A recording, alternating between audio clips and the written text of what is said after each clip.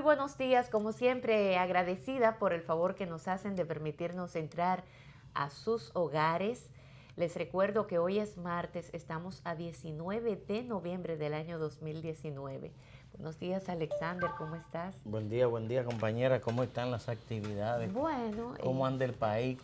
yo quise ponerme esta cosita encima Ajá. de la ropa Está roja en Navidad ya. porque hay que empezar a tomar un aire navideño y de un color oscuro que lo da el otoño, propio del otoño, y estamos en otoño, pero creo que hay que empezar a ponerse un poco de color, Animarse un poco. un toque, sí, un toque de alegría, y creo que merece la pena hablar de alegría, de cosas positivas, empezar el día con algo positivo, que no todo es gris, que no todo es marrón oscuro, negro, nubes negras. No, yo creo que en el día de ayer, finalizando el Nubes día, tenebrosas. sí, todo eso ya hay que dejar un poco esas cosas atrás y darse un toque de rojo, un toquecito de quizás un Navideño. azul eléctrico o quizás un rosado fucsia, colores que irradien alegría. Y hasta cocinar un arroz navideño o un locrio o una paella. Ah, bueno, ya te fuiste a la cocina, compañero. Temprano. Bueno, tú sabes que hay mucha gente que desde que se levantan planifican qué es lo que se va a comer en el día. Pero creo que merece la pena amanecer y darse esa alegría, porque ayer fue un día importante para nosotros como país a propósito de la sentencia dictada por el Tribunal Superior Electoral, donde establece claramente que Leonel Fernández no tiene ningún impedimento para ser candidato presidencial para las elecciones del 2020, del año próximo.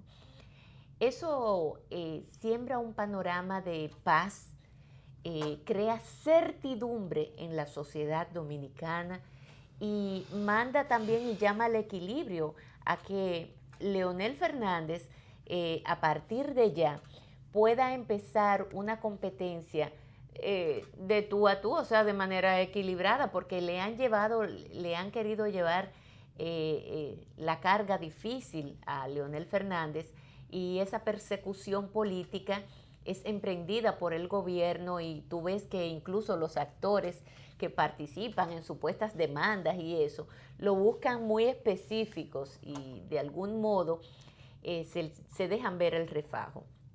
Pero esa persecución política, porque este no es un caso realmente de justicia, no es un caso que nada tenga que ver con lo legal, sino más bien con lo político.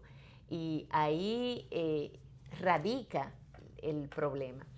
Ayer prácticamente al mismo tiempo, y no sé quién resolutó primero, la Junta Central Electoral tomó la decisión de que ellos, o sea, no tomó ninguna decisión, más bien, y fueron unos absolutos irresponsables el pleno de esa Junta, porque ellos que tenían que tomar una decisión respecto a la inscripción de esas candidaturas, no solamente la de Leonel, sino de otros más, dijo que no iba a tomar una decisión hasta que el Tribunal Constitucional no tomara una decisión. A una pausa ahí para decirte. Yo anoche estuve conversando del tema con el magistrado Yotin Curi. Yo también estuve hablando con él. Y él me dijo algo.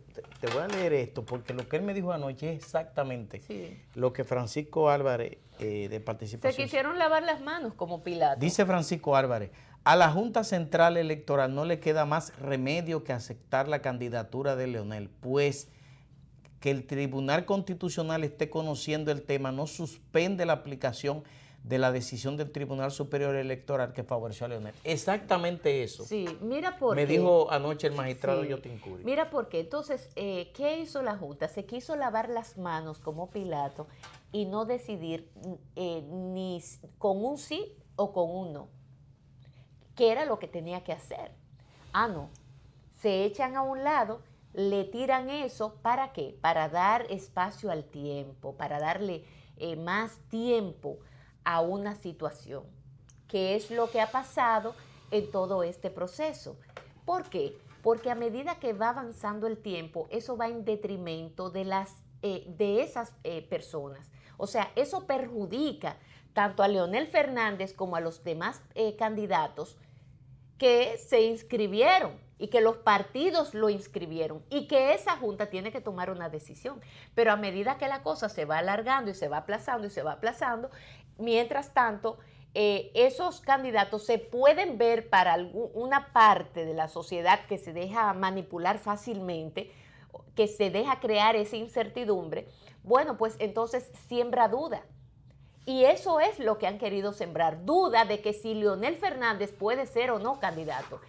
¿Quién es que, decía anoche Nanfi Rodríguez, mira, si tú te pones a ver, nunca Leonel ha puesto una demanda de si él puede o no puede ser candidato, y a él lo inscribieron porque él como abogado conoce su derecho y él sabe que él puede, o sea, él sabe que él, conociendo su derecho, la Constitución le concede a él el derecho de ser candidato sin ningún problema. ¿Quiénes han sido los que han interpelado y todo eso? Ha sido el gobierno. Y han sido aquellas personas que vinculadas al gobierno también que han puesto esta demanda. Pero no ha sido Leonel lo que ha puesto sus abogados a defender ese derecho que él tiene. Entonces, cuando la Junta toma esa decisión en el día de ayer, es evadiendo una responsabilidad de manera irresponsable, pero con todas las palabras, las letras mayúsculas. Sirviéndole de comodín al gobierno. Con todas las letras mayúsculas, siguiendo una misma línea, un mismo comportamiento como el que hasta ahora han llevado. Lo siguen exhibiendo descaradamente. Ahora bien, como ya el Tribunal Superior Electoral tomó una decisión y evacua una sentencia, ya no le queda a la Junta Central Electoral otra cosa que inscribir al doctor Leonel Fernández, aceptar esa inscripción de los 6 partidos políticos que fueron a inscribirlo. Y no solamente de él, sino de todos los demás candidatos. Hayan estos participado o no y hayan perdido en otros partidos o como sea. Lo que quiere decir que, como bien señalas en ese tuit, la Junta está obligada a inscribirlo. Tiene que acatar, porque lo otro sería desacato. Y ahí sí no creo que vaya a llegar la Junta Central Electoral a incluso desacatar una orden ya dictada por el Tribunal Superior Electoral. Ciertamente que el Tribunal Constitucional va a conocer el proceso, porque de hecho también el gobierno se cuidó de ir al Tribunal Constitucional. Le tiró por un lado al TCE y le tiró por otro lado al TC. Y definitivamente que sí, que el Tribunal Constitucional, de hecho nosotros hablábamos en el día de ayer que uno de los magistrados, miembros de ese pleno, el doctor Castellanos Curi, dijo que ellos habían tomado la decisión como tribunal de conocer, como siempre lo han hecho, de conocer esos casos políticos, darle prioridad, y que muy probablemente antes de que finalice el año ya todos estos casos hayan sido conocidos por el Tribunal Constitucional. En otro orden, el propio Tribunal Constitucional le había pedido a la Junta y le había dado un plazo hasta el 8 de diciembre a la Junta Central Electoral de que tenía que tomar una decisión. No es que para que opine, es que tenía que tomar la decisión. ¿Cuál iba a ser su decisión respecto a eso? Ahora bien, también la Junta Central Electoral, que se sepa que no es un tribunal. La Junta Central Electoral es un órgano rector de los procesos electorales y de todo lo que tenga que ver con elecciones, ¿verdad? Mira, pero no es un tribunal. Ya un tribunal habló y a esa Junta no le queda otro camino que acatar lo que ese tribunal dijo, que en este caso es que Leonel Fernández no tiene impedimento para ser candidato presidencial por el partido que le entienda. Mira, el artículo 74.4 de la Constitución de la República establece que las decisiones emanadas de los poderes públicos les son vinculantes a todos los demás. Claro. Por vía de consecuencia. O sea, lo que quiere ha dicho la Constitución en la jerga de los abogados es que las decisiones de los tribunales son de aplicación obligatoria para todos los estamentos del Estado, incluyendo la Junta Central Electoral. Yo vi a los abogados de la oposición, de la oposición, del gobierno, a los abogados del gobierno, que dijeron que esa sentencia solo es vinculante como al mismo tribunal, que no era obligatoria, a la Junta Central Electoral. Ese argumento de los abogados del gobierno explica claramente que la intención del gobierno, que el gobierno sabe que Leonel no está impedido jurídicamente. Ahora, ¿cuál es el objetivo político del gobierno con esa persecución a Leonel Fernández? Mantener un aire de incertidumbre en torno a la candidatura de Leonel Fernández que impida que el penco se desplome en la aprobación electoral y que Leonel pase a ocupar ese sitial que ha tenido el PLD durante décadas y que el PLD se quede atrás en una lejana tercera posición.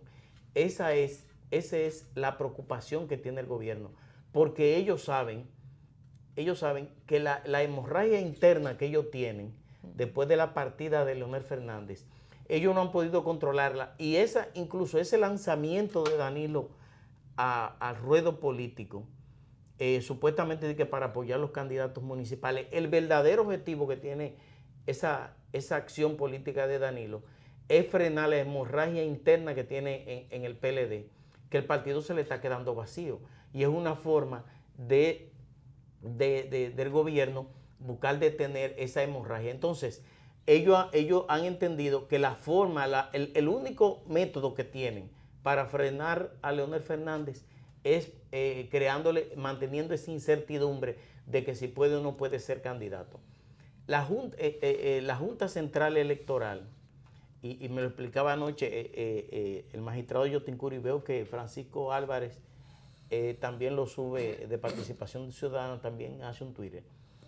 La Junta Central Electoral está obligada a inscribir, ya con esa sentencia del Tribunal Superior Electoral, está obligada a inscribir a Leonel Fernández como candidato.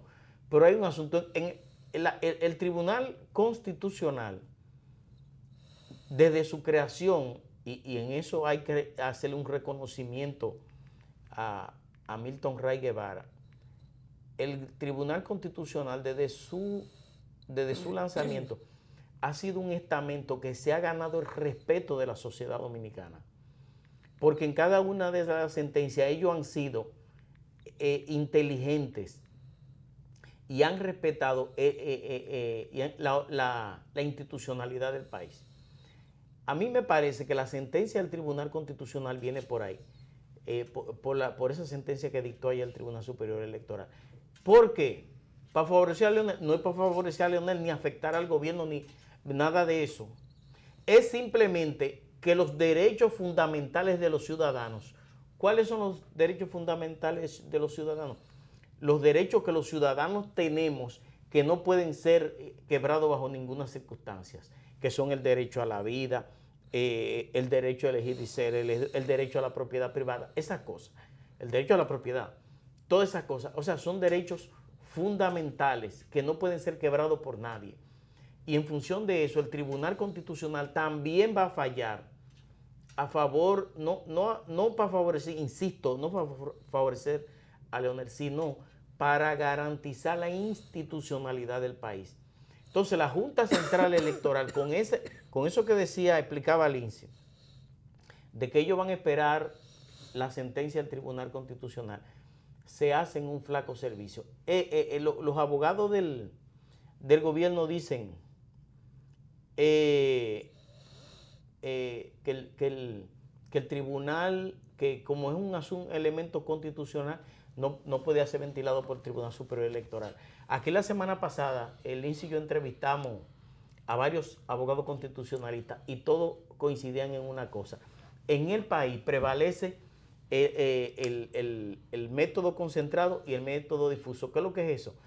Que las decisiones en torno a la constitucionalidad o no de una determinada acción, sea del gobierno o de cualquier instancia, puede ser ventilado por un tribunal ordinario, es decir, uno de los tribunales del país, en este caso el Tribunal Superior Electoral, y también el concentrado, que es el Tribunal Constitucional. Por vía de consecuencia, esa sentencia de ayer del Tribunal Superior Electoral es válida y la Junta Central Electoral está obligada a acatarla y a inscribir, independientemente de esa información que dio ayer, están obligados a inscribir. Y por ejemplo, y si en el Tribunal Constitucional no hay una decisión, porque puede ser también, son 9 votos que se necesitan. En el caso hipotético, estoy poniendo un ejemplo, que no hay una decisión en el Tribunal Constitucional, ya esa sentencia del Tribunal Superior Electoral es un mandato inquebrantable para la Junta Central Electoral. No, todo lo demás sería desacato. Pero mira, Alexander, tú hablabas de eso mismo, de lo que está haciendo el gobierno y las malas artes que ha tenido que usar o que recurrir. ¿Qué es lo lamentable? Que el gobierno, tratando de impedirle al doctor Leonel Fernández, porque no bastó con que le hicieron el fraude colosal, que no era más que otra cosa que para impedir que Leonel sea candidato. Y haciéndole un fraude colosal, demostrado no solamente por el propio Leonel Fernández y un equipo de técnicos especialistas en la materia, tanto dominicanos como extranjeros, que se ocuparon de hacer el levantamiento del lugar con lo que tenían en las manos, sino también el levantamiento que hizo Participación Ciudadana, que estuvo ahí y que fue de los veedores, de los que estuvo participando del proceso, le dieron esa oportunidad. Por lo menos Participación Ciudadana pudo hacer eso y se percató de todas las sinvergüencerías y chapucerías que se hicieron ese día, el día 6 de octubre. No bastó con eso. Leonel se va del PLD y todavía sigue la persecución. Es una persecución política. Y lo lamentable de todo esto es que el gobierno, desconociendo siempre los límites del poder, porque aparentemente ellos entienden que el poder no tiene ningún límite, y ustedes vieron cómo por eso en el año 2015 modificaron la Constitución de la República a costa de la compra de voluntades, dicho por los propios danilistas. Confesado por un legislador danilista a carta cabal, dicho a todos los periodistas. A uno hasta le dio un boche y le dijo que si era de Suiza, que no sabía cómo era que se buscaban los votos de los legisladores. Entonces, siguen, a pesar, además del fraude, y que todo el mundo lo vio, porque se hizo de manera descarada, donde en el 32% de las mesas electorales se compraron cédulas de manera burda, abiertamente, que todo el mundo pudo grabar, de manera descarada. A pesar de todo eso, no aprenden la lección. ¿Saben por qué no la aprenden? Porque no han tenido régimen de consecuencia todavía.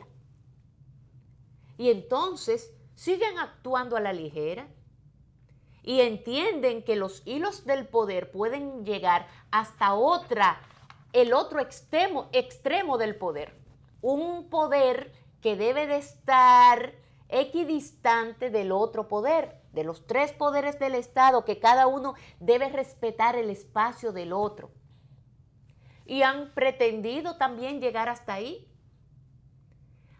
Pero por eso es que esa sentencia del Tribunal Superior Electoral tiene mayor validez. No solo es el hecho de haber evacuado de manera, y me decía alguien, valiente, esa sentencia. Y yo digo, sí, valiente, pero también comprometida. Porque se supone que los miembros de cada tribunal son autónomos, deben de tomar sus decisiones sin que ningún otro poder del Estado incida en ello.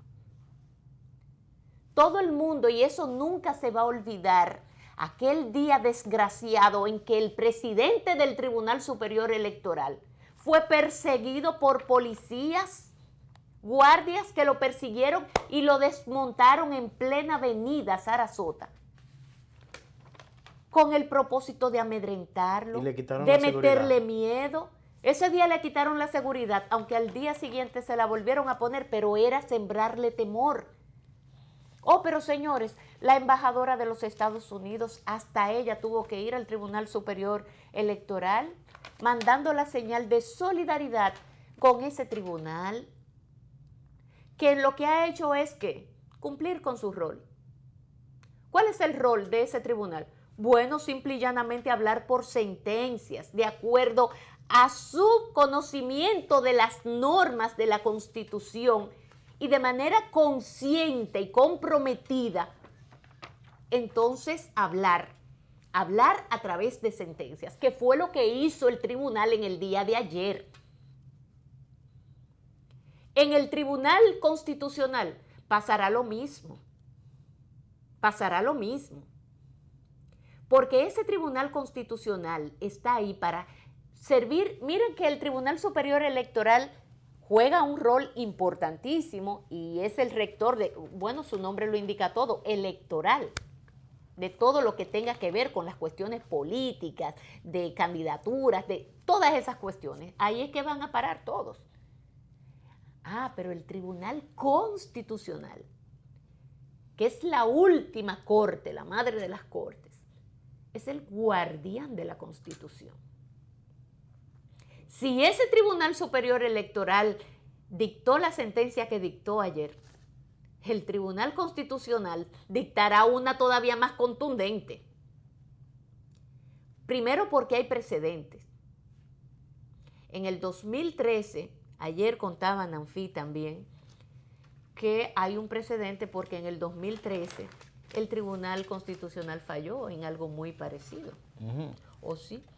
Tú recuerdas que cuando Hipólito se impuso a la brava y modificando la Constitución de la República, hubo un grupo del propio PRD que eso trajo como consecuencia la ruptura de esa organización política. Pues hubo un grupo, Milagros Ortiz, Manuel Esquea Guerrero y otros más, fueron a la Suprema Corte de Justicia y sometieron una instancia pidiendo de que también se podía apelar, ellos buscando la forma de una candidatura independiente, que no necesariamente tenga que estar amparada en un partido político, que el partido político tiene que tener no sé cuántos locales, que esto, que no, sino la candidatura es independiente. Y eso estuvo ahí dormido en la Suprema Corte de Justicia hasta que llegó el 2010. En el 2010 hay una reforma a la Constitución. En esa reforma a la Constitución se crean estas cortes y todos los casos pendientes que estaban ahí, pendientes de fallo, que tenían las características y que eran atribuciones del Tribunal Constitucional, se lo pasó la Suprema al Tribunal Constitucional. Y ese era uno de los casos pendientes de fallo. El Tribunal Constitucional, que entra en funcionamiento en el 2011, ¿verdad? Enero del 2011. En el 2013 conoce el caso. ¿Y qué dice? Que efectivamente cualquier ciudadano mayor de 35 años, creo que es que tú tienes que tener para ser presidente de la República. 35 30. 30. Wow. Ya tú puedes ser presidenta. Ay, sí. Desde el año pasado. Desde el año pasado. Pues mira, déjame decirte que dijo, no, claro. Usted, todo ciudadano que no sea militar, o sea, que tenga, puede ser candidato presidencial sin ningún problema. Nada se lo impide. ese es el precedente que está ahí. O sea, algo muy parecido a lo que pasó en el año 2004. Pero además... Por eso yo insistía que no es que están favoreciendo a Leonel ni desfavoreciendo al gobierno, sino respetando la institucionalidad. Claro, y fíjate que aunque es una persecución política hacia la figura de Leonel Fernández, aquí se está sembrando, señores, es una cátedra lo que estamos recibiendo nosotros los ciudadanos también. Y además, esto está sembrando el precedente de lo que somos como nación y cómo nos hemos ido de más en más. Y a pesar de todos los tropiezos que hemos tenido, también estamos dando demostración de cierta madurez como nación, como patria. Y yo lo digo porque aunque hemos tenido grandes debilidades en el Congreso, también eso nos ha llevado a una gran enseñanza de que el Congreso realmente y los ciudadanos creo que están también tomando conciencia.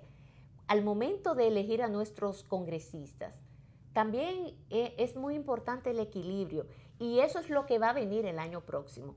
Ese va a ser un Congreso más equilibrado, más plural, donde van a haber voces de todo tipo, visiones de todo tipo y representación de toda la sociedad o de una gran parte de la sociedad. Lo que enriquece la institucionalidad. ¿Qué es lo que enriquece la institucionalidad? Le da mayor peso, le da mayor, le da también mayor madurez.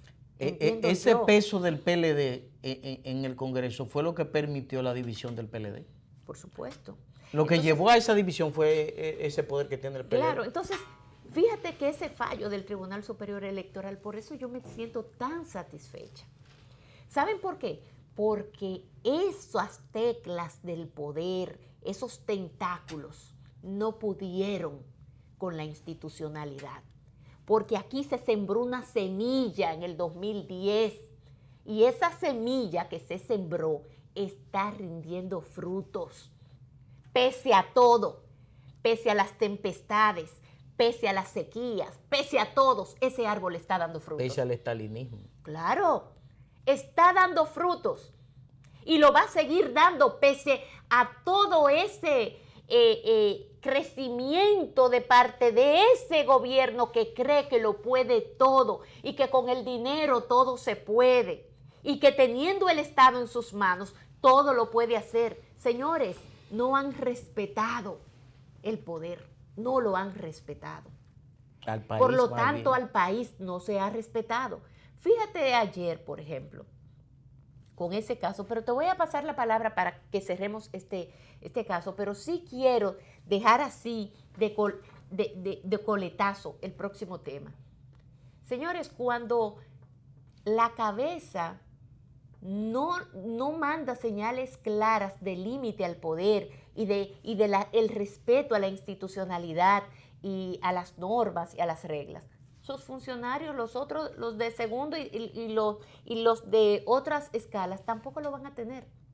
Porque el escándalo que salió ayer en el programa de la periodista Alicia Ortega, señores, eso es para ustedes persignarse, taparse los ojos, los oídos y todo lo que ustedes entiendan, porque es horror lo que se escucha.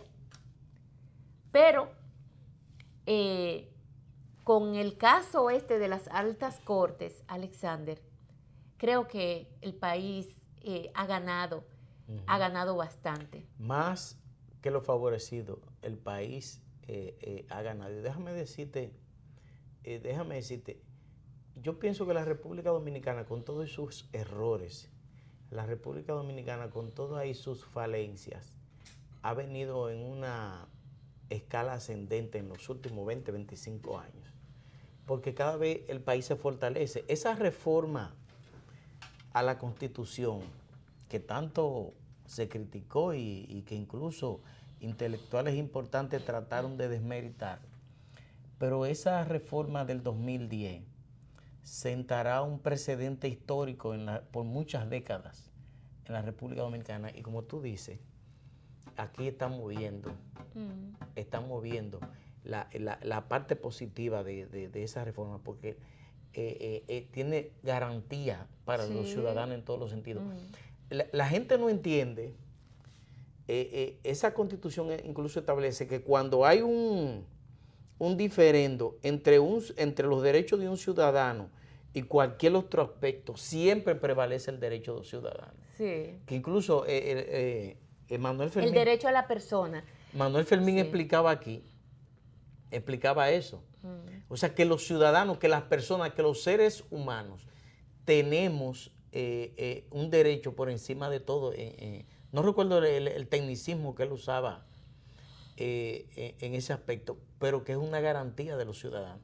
Claro. Y es fruto de esa Constitución del 2010. Cuando, por ejemplo, es lo que explicaba, cuando una ley siempre va a estar por debajo de la Constitución, ¿eh? Todo.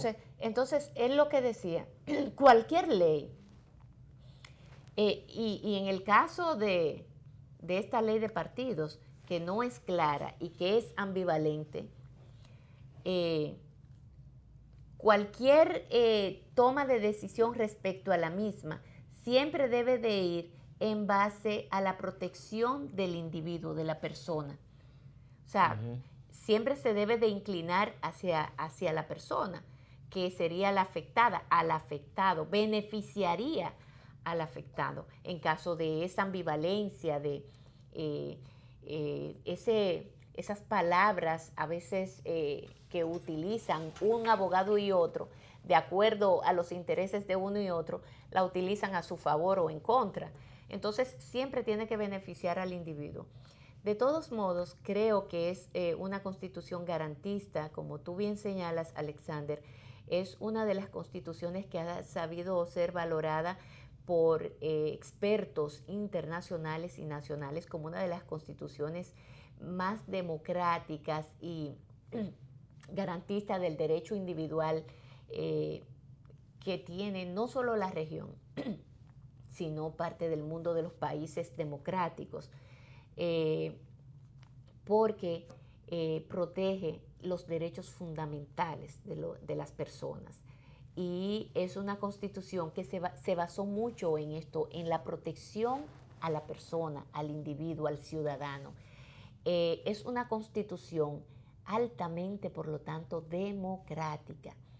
Son momentos en que no importa cómo usted se llame, sea Corripio, Vicini o un Pérez de Junucupú, tienen el mismo derecho. No importa que usted sea de Guayajayuco o de Canca la Piedra o de donde sea, usted tiene el mismo derecho cuando esté en un tribunal que el apellido más sonoro y de mayores riquezas económicas en el país. Entonces, de eso se trata. Por eso, celebrando este acontecimiento, porque como que hemos recibido tantas cosas negativas a lo largo de este año, que por lo menos yo creo que debemos de cerrar este año sembrando la esperanza al pueblo dominicano de que la democracia va a prevalecer, de que la institucionalidad prevalece por encima de todos y que no importa el poder de un gobierno, de la persecución, del dinero, de todos esos chantajes que se han querido utilizar, por encima de eso ha prevalecido y va a prevalecer la democracia en este país. ¿Por qué? Porque también el pueblo está despertando, porque la sociedad está despertando y se está dando cuenta, porque tú sabes algo, Alexander, dicen por ahí que uno nunca sabe lo que tiene hasta que lo pierde. Y como esta democracia se está viendo amenazada, la gente está despertando y está diciendo, espérate, ¿y qué es lo que está pasando aquí? Mi democracia es mi democracia. Yo no quiero un Venezuela, son mis derechos. Yo quiero vivir en armonía, yo quiero vivir en libertad. Yo quiero tener el privilegio y el derecho de yo poder caminar libremente por las calles, de yo tener acceso a la salud, acceso a la alimentación, a la vivienda, a empleos dignos, a crecer en mi país, pero a crecer no solamente físicamente, sino también económicamente, intelectualmente, de que haya una... Señor, esto es un país capitalista y hay que dejarse de cosas. Y eso es lo que a la gente le gusta. Nosotros estamos ya, esta es una sociedad que va madurando de más en más. Entonces estamos viendo lo que está pasando en la región. Ay, nosotros vamos a hacer de permitir lo mismo. Claro que no. No estamos dispuestos a negociar nuestra democracia. Y el otro tema era, usted que vio el programa, ¿cómo lo valora? Porque yo estaba en ganar, a ganar el programa A Ganar, que pasamos siempre lo hacemos este programa de 9 a 10 de la noche, y por lo tanto justamente era el horario en que se debatía el tema en ese otro programa. Cuéntame un poco. Mira, mientras yo veía ese programa, yo pensaba lo siguiente, era, este programa con lo que se está revelando, las revelaciones que se están haciendo en este programa, junto a la admisión del presidente de la Junta Central Electoral de que el gobierno hizo un fraude descomunal. El pasado 6 de octubre. El pasado 6 de octubre. Junto con eso, inhabilitan técnica y jurídicamente y moralmente al señor Gonzalo Castillo como candidato presidencial del PLD. No es una apreciación ociosa, no es una elucubración, es lo jurídico, lo real, lo que sustenta una sociedad. O sea, Gonzalo Castillo está gozando de una candidatura que él no ganó. Y yo digo que no ganó porque la Junta Central Electoral, en la voz de su presidente, admitió que el día 6 el gobierno hizo un fraude descomunal para imponer a Gonzalo como candidato. Pero además, el que se haya usado los recursos del Estado en forma escandalosa, desproporcionada, inmoral, eso debe tener consecuencias. ¿Qué era lo que decía Lindsay? El gobierno gastó en 2 meses 11,000 millones de pesos. No, pero eso es obras públicas. Sí, el gobierno gastó solamente el Ministerio de Obras Públicas 11.500 millones de pesos. Sí, sí. Es decir, Gonzalo Castillo, cuando ya estaba próximo a dejar el cargo de ministro de Obras Públicas, porque iba a asumir, iba a asumir la precandidatura, iba a competir por la candidatura presidencial, por la nominación del PLD. Gonzalo Castillo autorizó 11.500 millones de pesos. Óigase bien, una suma que tú y yo en toda nuestra vida no la vamos a ver. No, pero ven acá, muchacho, pero es impensable. Solamente que me saque el loto de Europa o Estados Unidos, de muchísimos millones de dólares solamente. Entonces, en 2 meses Gonzalo Castillo hizo eso. Sí, pero ¿cómo la dio? ¿Cómo la concedió esas obras? Y se hizo, Lindsay, eso se presta incluso a que uno haga precisamente lucubraciones. A que uno diga, por ejemplo, si se gastaron 11.500 fue para que le dieran 500 millones 5.000 millones de pesos a él para su campaña. O fue para que le dieran 7.000 millones de pesos para su campaña. O sea, esa campaña fue financiada con eso. Sí, pero esos 11.500 millones, ¿cómo se dan? Porque no es, o sea, ¿cómo salieron los 11.500? Grado a grado. Fue concediendo obras grado a grado, o sea, sin licitación. Señores, sin licitaciones para compra para el tema de la compra del material para asfalto. ¿Tú sabes dónde está la empresa? Para contratar empresas para asfaltado de calles, pero ¿a dónde? ¿A quién se lo dijeron y a dónde iban a hacer esos asfaltos? Lindsay, pero oye lo ¿Cómo más fue grave. que se hizo? O Oye sea, lo más grave. ¿Tú sabes dónde están las empresas de Lidosa, las empresas de Gonzalo Castillo? ¿Tú sabes dónde están? Tú no sabes. ¿a dónde? Bueno, aquí hay varias en la capital. Sí, pero aquí en la Lincoln. En la Lincoln hay una, en la Núñez hay otra. Esquina en la Lincoln, esquina José Amado Soler. José Amado Soler. Ahí hay un edificio que se llama Progreso. Coincidencialmente, 3 de las constructoras más favorecidas, Lindsay, con esas contrataciones, tienen su sede ahí. Ajá.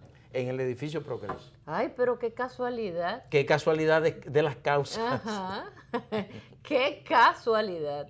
Entonces, incluso Alicia llamó y dijo, ahí que está la constructora tal. Sí, aquí, pero ahí que está la otra constructora tal. Sí, también sí. Pero que usted está en el mismo edificio. Bueno, en la misma, tenemos las oficinas una al lado de la otra. Oye, ¿cómo es la cosa? Donde se estaba manejando. O sea, esta gente estaban tan segura que ellos iban a asaltar el poder. Estaban tan seguros que ellos iban a asaltar el poder y iban a hacer coca y se iban a pertrechar de todos esos recursos. Eso es lo que es un penco fraude. Un penco fraude. Ni siquiera guardaron la forma. El penco se vende por eso como el más idiota y más estúpido, ¿eh? El más idiota que sufre de dislexia, que sufre también de un mal que no puede entender las cosas y entonces el déficit de atención es tan grande que él tiene que pedir que le repitan la pregunta y cuando le repiten la pregunta que no la entendió definitivamente, entonces le sale con una respuesta que nada tiene que ver con la pregunta. Pero el penco también tiene algo muy, digamos que, interesante para estudiar el caso, porque es hábil en los negocios. Pero hábil en los negocios, en que él es el jefe, en que él a la vez... Y los cuartos son ajenos. Los cuartos son del Estado y que él a la vez con otra empresa y se beneficia y coge prestado del mismo banco, del gobierno, para entonces comprarle a precio de vaca muerta al mismo banco propiedades y entonces luego entonces él quedarse con esas propiedades cuando el banco también le prestó el dinero. O sea, es hábil para esas cosas. Porque también en Barahona hayan salido una serie de cosas que, señores, eso es para salir, señores, es horror. Y eso es apenas pinceladas de las cosas que se ven, porque son tantas que salen del canasto y no hay forma de taparla. Porque ya se le han puesto todas las sábanas y todas las telas que hay en el país y no ha habido forma de tapar el monstruo. Porque esa es una sola entidad del Estado, del gobierno, el Ministerio de Obras Públicas. Pero váyase a las otras instituciones para que usted vea. No es que sea menos de ahí ahora. ¿Qué es lo que llama la atención de esa entidad? Que estamos hablando del candidato presidencial del PLD, de ese gobierno.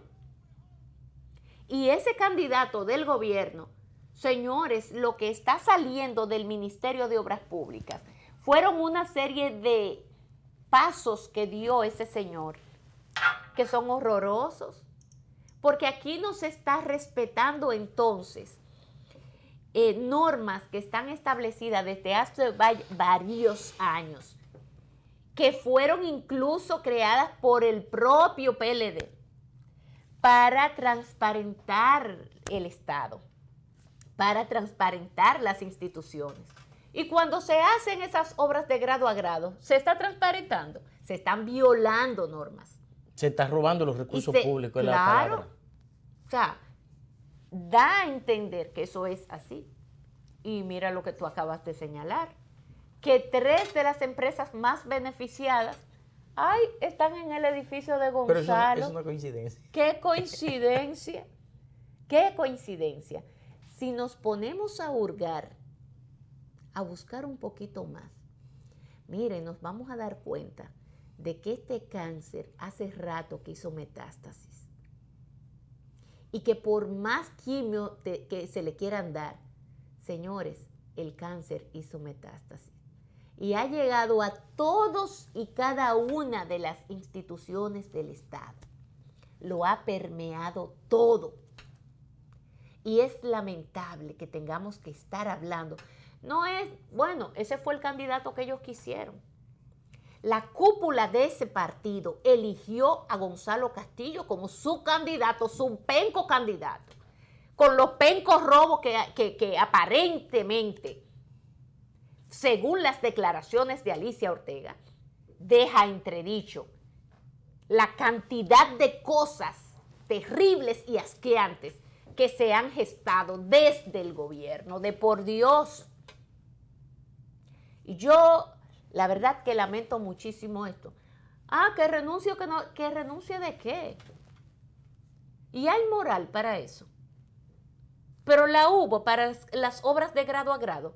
Estamos hablando de 11.500 millones de pesos de manera descarada en los últimos 5 meses antes del proceso electoral. ¿Cómo en el proceso? Pero fue o sea, se empezó desde 5 meses antes de las elecciones. Sí. 5 meses antes de las elecciones. A otorgarse todas estas obras de grado a grado hasta llegar a la estrambótica suma de 11.500 millones de pesos. Un hombre que aspira a la presidencia de la República. Bueno, estamos hablando de una sola institución del Estado. El presidente mandó a que todas las instituciones y todos los funcionarios se fueran a hacerle campaña al penco. Pero yo no sé si tú recuerdas que el primero que denunció eso... Pero para eso hay que pagar gasolina y hay que pagar dieta y hay que pagar muchísimas cosas. Eso fue tan escandaloso, Lisa, de los bolsillos de los funcionarios. Que yo no sé si tú recuerdas que el primero que denunció eso dentro del mismo gobierno fue Carlos Amarante Barreto. ¿Tú no te acuerdas de eso? Sí, claro que sí. Y le siguieron otros más. Y después el periodista... y Domínguez Brito creo que también lo dijo. Y después el periodista Julio Martínez Pozo cogió el tema. También lo dijo. Cogió el tema. O sea, que aquí lo que estamos es reiterando lo que ya este país sabía. O sea, Alicia Ortega lo que está reiterando lo que el pueblo sabía también. Lo que había dicho Carlos Amarante Barreto, Francisco Domínguez Brito, Julio Martínez Pozo y un grupo habían dicho que el gobierno había dispuesto más de 10.000 millones de pesos, supuestamente. Charlie Mariotti también. Charlie Mariotti también, sí. Supuestamente de que para un plan de asfalto caliente, que era para comprar la conciencia de los síndicos. De los alcaldes, para hacer compromiso con esos alcaldes. Fíjate, incluso ella puso el mapa de la República, y hizo, mire cuál fue la zona más beneficiada. El sur. Todos esos pueblitos donde el penco montó el fraude, entonces esos pueblitos fue donde mayor. Todos esos alcaldes se hicieron cómplices de eso. Del fraude. Hasta mi pueblo está metido. No, claro, porque es que, y no es de ahí, que es el penco. Sí, no, él es de un poco más para allá, pero pertenece a Barahona. De Enriquillo, él es de Enriquillo, sí. Sí, bueno. Entonces el sur se hizo cómplice de un penco fraude, porque en la cosa que ella dio, ella mostró las comunidades que fueron, o sea, eso fue un plan, ese asunto que pasó el 6 de octubre del fraude, eso fue un plan que se vino tejiendo desde el principio, o quizás desde el año pasado. Pero o quizás lo montó, ¿cómo se llama el brasileño? Joao antes de irse, antes de que se lo cogieran preso. Lo montó Joao antes de irse. Pero ese plan, fíjate. Pero Joao sigue en el gobierno. Sí, a través del hijo de él, sí. Sí, no, y también él tiene videoconferencia casi diario con Danilo, supuestamente. Entonces, ese plan fue organizado desde el año pasado o a principios de este año, porque fíjate que ellos buscan toda esa loma de cuarto y lo invierten en asfalto caliente. Y en las comunidades donde ellos iban a montar el fraude, fueron las comunidades favorecidas con el asfalto caliente. Sí, ahora hay que ver si los 11.000 millones de pesos realmente se utilizaron para asfalto, porque, señores, ustedes saben lo que son 11.500 millones de pesos en asfalto. Mira. Óyeme, hasta hasta te digo que asfaltan, Alexander. Hasta en el pasillo de tu casa lo asfaltan. Hasta la frontera con Haití. Sí, todo. Eso da para asfaltar en 100 cosas en este país y no dejar un pedacito de tierra porque todo va a estar asfaltado. Déjame llevarlo a ¿dónde está el asfalto? Sí. ¿Dónde está? Esa es mi gran pregunta. ¿Dónde están ese material? ¿Cómo cómo contactar que eso se dio? Porque eso no lo sabía nadie tampoco. Aquí no se llamó a licitación ni nada, porque este gobierno es el gobierno de las emergencias, de las tales urgencias. Aquí nada más sale un aguacerito cuando ya también están declarando de emergencia y tales zonas de que en amarillo, en mamey, en que no sé cuántos colores.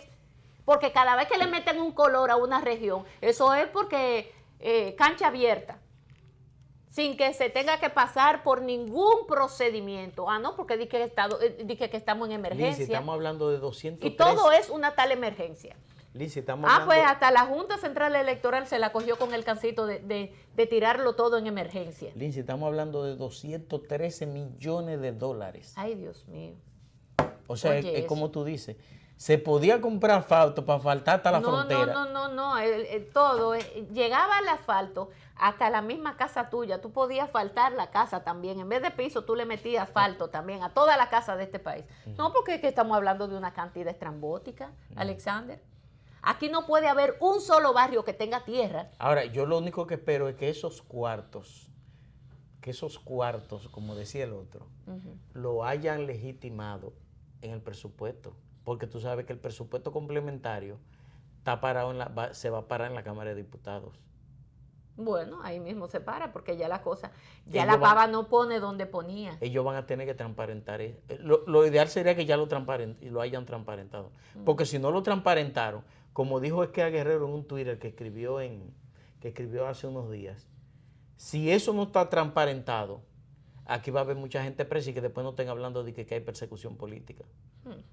Porque es que parece que conocía eso, y es que hace unos días que escribió que con los excesos que hizo el gobierno en las primarias internas del PLD, con el gasto público, no estaba transparentado en el presupuesto nacional, que pensaban transparentarlo con el presupuesto complementario y que ahora tienen el problema que perdieron la mayoría en la Cámara de Diputados.